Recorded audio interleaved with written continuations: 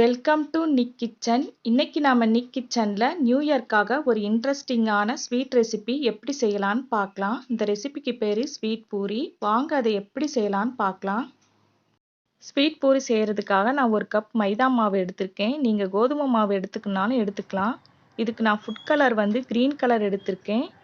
இதுக்கு தேவையான அளவு உப்பு சேர்த்துக்குங்க. கொஞ்சமா தண்ணி சேர்த்து சப்பாத்தி மாவு மாதிரி இதை பிசைஞ்சு எடுத்துக்கலாம்.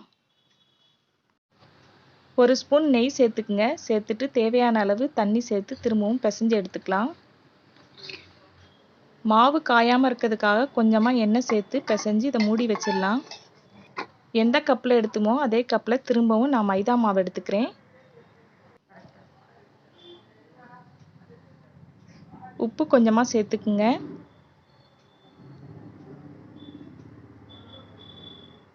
ஃபுட் கலர் நான் எல்லோ கலர் எடுத்திருக்கேன். இதையும் நான் சேர்த்துக்க போகிறேன். எல்லாத்தையும் நல்லா மிக்ஸ் பண்ணி விட்டுட்டு தண்ணி கொஞ்சமாக சேர்த்து சப்பாத்தி மாவு மாதிரி பிசைஞ்சு எடுத்துக்கலாம். ஒரு ஸ்பூன் நெய் சேர்த்துட்டு திரும்பவும் பிசைஞ்சு எடுத்துக்குங்க. எல்லோ கலரும் இப்போ ரெடி ஆயிடுச்சு. இதுக்கு மேலே கொஞ்சமாக எண்ணெய் சேர்த்து பிசைஞ்சு மூடி வச்சிருங்க. திரும்பவும் அதே கப்பில் ஒரு கப் மைதா மாவு எடுத்துக்குங்க. ஃபுட் கலர் நான் ஆரஞ்சு கலர் எடுத்துக்க போகிறேன்.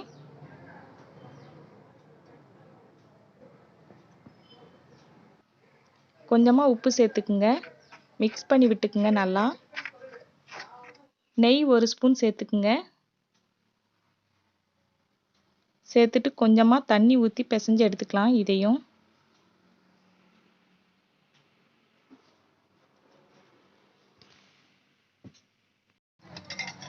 ஆரஞ்சு கலரும் ரெடி ஆயிடுச்சு. இப்போ இதுக்கு மேலேயும் நம்ம கொஞ்சமாக எண்ணெய் சேர்த்துட்டு பிசைஞ்சு மூடி வச்சிடலாம்.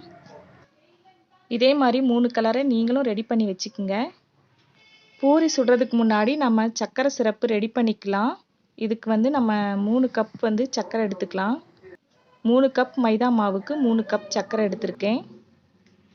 2 டம்ளர் தண்ணி சேர்த்துக்குங்க. அடுப்பை பற்ற வச்சுக்குங்க. இப்போ நம்ம சர்க்கரை கூட 3 ஏலக்காவை சேர்த்து அரைச்சி இந்த சர்க்கரை சிரப்பில் சேர்த்துடலாம். சர்க்கரையை பாகு எடுக்கணும்னு அவசியம் இல்லை. குலோப் ஜாமுக்கு எப்படி சிரப்பு ரெடி பண்ணுவீங்களோ அதே மாதிரி ரெடி பண்ணி வச்சுக்குங்க. சர்க்கரை கரைஞ்சி ஒரு 10 நிமிஷம் நல்லா கொதிச்சிடுச்சு. இப்போ நம்ம ஸ்டவ் ஆஃப் பண்ணிடலாம். பூரி செய்கிறதுக்காக இந்த மாதிரி மீடியம் சைஸில் மாவு எடுத்துக்குங்க. எனக்கு இதில் 6 பால் கிடச்சிது. இப்போ பூரிக்கு நம்ம மாவு உருட்டிடலாம். பைண்டிங்காக கொஞ்சமாக மைதா மாவு எடுத்து வச்சுருக்கேன். இதில் கொஞ்சமாக டிப் பண்ணி எடுத்துக்கிட்டு நம்ம பூரி உருட்டிடலாம். ரொம்ப ஒட்டிச்சுன்னா கொஞ்சமாக மாவு எடுத்துக்குங்க. இந்த சைஸில் மாவை திரட்டிக்குங்க. இந்த மாதிரி எல்லாத்தையும் மொத்தமாக திரட்டி வச்சுக்குங்க. அடுத்ததாக நான் க்ரீன் எடுத்துக்கிறேன். கொஞ்சமாக மாவு தொட்டு இந்த மாதிரி உருட்டி எடுத்துக்குங்க. அடுத்ததாக நான் எல்லோவை எடுத்துக்கிறேன். இதுலேயும் நீங்கள் கொஞ்சமாக மாவு தொட்டு எடுத்துட்டு உருட்டி எடுத்துக்குங்க. இந்த மாதிரி எல்லாத்தையுமே உருட்டி எடுத்துக்குங்க சுடுறதுக்கு முன்னாடி. பூரி செய்ய தேவையான அளவு ஒரு கடாயில் எண்ணெய் ஊற்றிக்குங்க. பூரி செய்கிறதுக்கு முன்னாடி இந்த மாதிரி 3 கலரையுமே உருட்டி ரெடி பண்ணி வச்சுக்குங்க. உருட்டி வச்சிருக்க மாவுலேருந்து நான் ஃபஸ்ட்டு ஆரஞ்சு கலர் எடுத்துக்கிறேன். இதை நான் 4ஆக மடக்கி சப்பாத்தி கட்டையால் கொஞ்சமாக தேய்ச்சி எண்ணெயில் போட்டுடலாம். எண்ணெய் காஞ்ச அப்புறம் சேர்த்துக்குங்க. இந்த மாதிரி தீயை மீடியம் ஃப்ளேமில் வச்சுக்குங்க. ஹை ஃப்ளேமில் வேண்டாம்.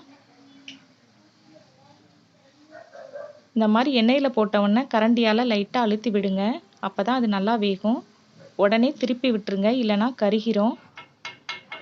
நல்லா ஃப்ரை ஆகிடுச்சு. இப்போ எடுத்துடலாம். இதே மாதிரி எல்லாத்தையும் போட்டு எடுத்துக்கோங்க. அடுத்ததாக நான் எல்லோ எடுத்திருக்கேன். இதை நம்ம 4ஆக மடக்கி இதே மாதிரி சப்பாத்தி கட்டையால் ஒரு முறை ப்ரெஸ் பண்ணி எடுத்துக்குங்க. இப்போ இதை எண்ணெயில் போட்டுடலாம். கரண்டியால் இந்த மாதிரி அழுத்தி விடுங்க. இது சீக்கிரம் ஃப்ரை ஆயிரும். உடனே திருப்பி விட்டுக்குங்க. இப்போ ஃப்ரை ஆயிடுச்சு, எடுத்துடலாம். இதே மாதிரி எல்லாத்தையும் போட்டு எடுத்துக்குங்க. கடைசியா நான் கிரீன் எடுத்திருக்கேன். இதையும் நம்ம 4ஆ மடக்கி கையாலே இந்த மாதிரி அழுத்தி விட்டுக்கலாம். இது இன்னும் ஈஸியா இருந்தது. இதை நம்ம எண்ணெயில போட்டுடலாம். கரண்டியால இந்த மாதிரி அழுத்தி விட்டுக்குங்க. ஒரு பக்கம் ஃப்ரை ஆனதும் திருப்பி விட்டுக்குங்க. இப்போ இதை எடுத்துடலாம். நல்லா ஃப்ரை ஆயிடுச்சு. இதே மாதிரி எல்லா கிரீனையும் போட்டு எடுத்துக்குங்க.